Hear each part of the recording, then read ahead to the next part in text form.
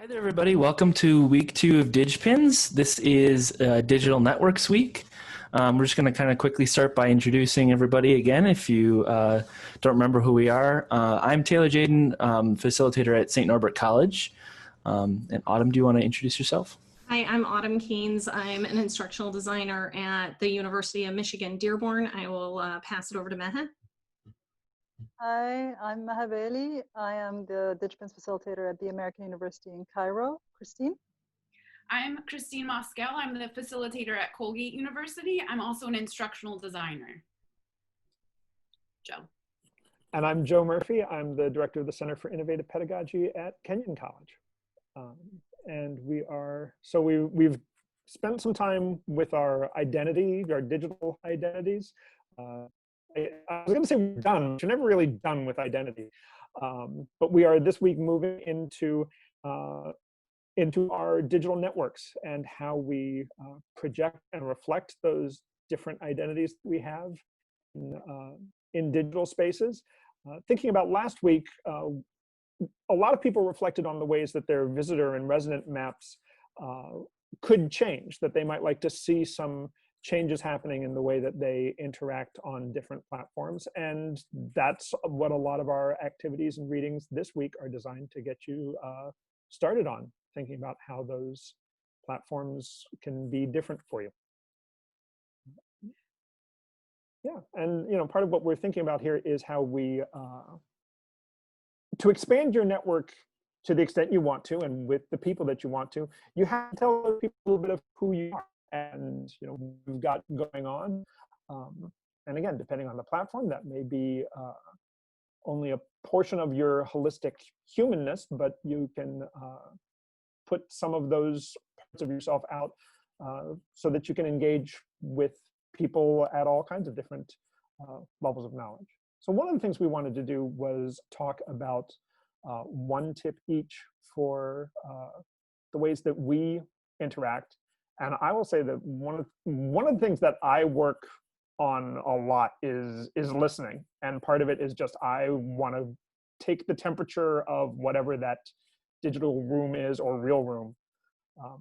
It's hard for someone who can be extroverted and likes to hear myself talk, maybe.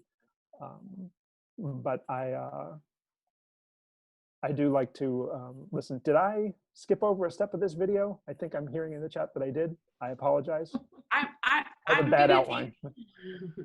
I'm going to take control here, and I will we'll recover, Joe. No worry. Thank you. So I'm also facilitating week 2, the networking week, and I wanted to give a quick overview, give you a preview of what these activities are going to be, and then I will end with my tip for networking for next week, and then we'll go back through and everyone else will offer their tips to help guide you through next week. So for next week, the Networks Week, we're going to be exploring the idea of a personal learning network, and we're going to be moving into the world of Twitter as a tool for building your personal learning network. I just want to say, if you feel comfortable diving in and creating a Twitter account, go ahead and do that at the beginning of the week.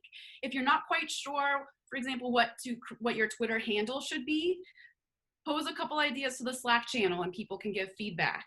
If you're not comfortable diving into Twitter yet, you still will be able to follow all the activity that unfolds by following the hashtag DigPins. So we're going to start, each of us will provide our cohorts with a list of suggested people to follow on Twitter. I know for me, I've got some people that I really admire on Twitter, but also people relevant to Colgate, for example. And those people won't be relevant to the other cohorts, but each of us will curate a tailored list of people to follow on Twitter. We are also going to be so if you decide you want to join Twitter, just go ahead and start tweeting, always using the hashtag DigPins. I just want to give everyone a heads up. There's also a Twitter account called @DigPins, but we don't own that. So try to make sure you are always using hashtag DigPins. And again, that will create the threaded discussion. We can follow all the conversations that happen. To help guide you in what to tweet about, we are going to be doing a digital scavenger hunt. where every day next week, I will be announcing a prompt of something to do on Twitter. Again, and I'll be tagging these the hashtag DigPin with the DigPins hashtag. But we are also going to provide these prompts in our Slack Week 2 Slack channel. That way, if you don't feel comfortable yet tweeting out in the open on Twitter, you can participate in our closed but still open community in Slack. So you have both of those options. Also, if you just, you'll also get a lot just by observing the Twitter scavenger hunt as it plays out in Slack and Twitter. And it's also totally okay if you can't do the prompt on day 1, maybe you don't get to it until day 2. So just follow along the best you can and dive into whatever resonates with you. We also have another activity or a reading, actually a game this week called the Nikki Case Narrative Game. It helps you explore the concept of networking, and some of our reflective questions for the week just play off of the Nikki Case game, so that's something to think about as well. And we've got a couple readings as well. So lots of materials, lots of activities for this next week. My advice around networking, something that I have found really helpful is Twitter feels scary. You know, it's like the whole Donald Trump, for example, is changing the whole world every day on Twitter, it feels like, and that can be overwhelming and scary. But you don't need to engage with that part of Twitter if you don't want to. I think what was really helpful in thinking about Twitter as a personal learning network is this gives you a chance to curate who you would like to follow. And as long as you pay attention to those people, if they resonate with you, Twitter can be a wonderful place. So that's my tip. I'm gonna hand it over to Autumn. She's gonna provide her tip for networking next week. So my tip is really more of like a reflection just of doing some self-promotion. So I definitely struggle sometimes with some imposter syndrome or, you know, should I really be sharing this? It's really hard to network if you're not willing to talk about your work. And then, I mean, when I got to the point where I did feel better about promoting my own work and sharing my own work, it also made me think twice about sharing people who weren't sharing their own work, because I don't know, it just kind of felt like I don't know if they really want their work shared if they're not sharing it themselves. So my tip is to, I mean, there's definitely you know, you don't want to be in everybody's face, but find a balance of promoting your own work. Let people who care about your work know about your work, because it matters, you know, you're putting stuff out there that's good into the world. Let other people know about it. I'll pass it over to Meha. I have 2 really quick tips. One of them, they're both about choosing who to follow and who to include into your network. The first tip that I had in mind was think about how diverse your network is. Are you following people who look like you? Are you following a diverse group of people? Because what can happen with social media is that you get these filter bubbles, and you've probably seen it on Facebook if you're on Facebook. But on Twitter, it's much more open, and you don't want to end up in a space where you're following the people who say exactly what you think all the time, and then you're not actually exposed to different viewpoints. And that's really important when there are issues of social justice going on, that you need to be seeing different perspectives than your own. But at the same time, I'm saying this, and at the same time, sometimes you do want to follow like-minded people if you're someone who doesn't have enough of those people in your own personal, you know, nobody's face-to-face anymore, but you know what I mean, in your own tighter circle, local circle, because it helps to be able to have those conversations, and the whole world is open to you on Twitter, right? And so for your own well-being, I would do what Christine is saying, is like ignore the stuff that's toxic on Twitter and focus on the stuff that's good for your well-being or your professional development, because you can do that.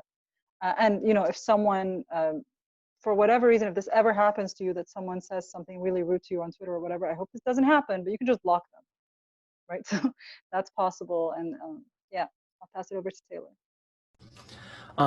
My kind of tip is for, especially if you're first getting started with building a PLN on Twitter, and that would be to find work that you've particularly enjoyed.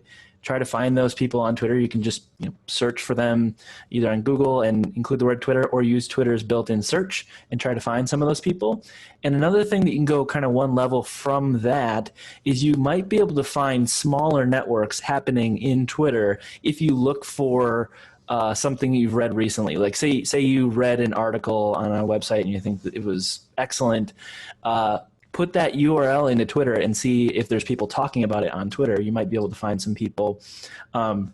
Keeping in mind what Matt had just said about like-minded people and diversification of your network, right? But if you're not even there yet, if you're like, I got 0 people I'm following, that can be kind of a nice way to jumpstart and find some conversations happening in your field. And with that, I'm going to give it to Joe to wrap up. Thank you. Well, yeah, it's this is a fun week. It can be a little bit of a challenge for some folks, but that's why we're all in this together. So you do have some folks to follow. You've got all kinds of DigPins folks and folks who've done or connected to DigPins in the past.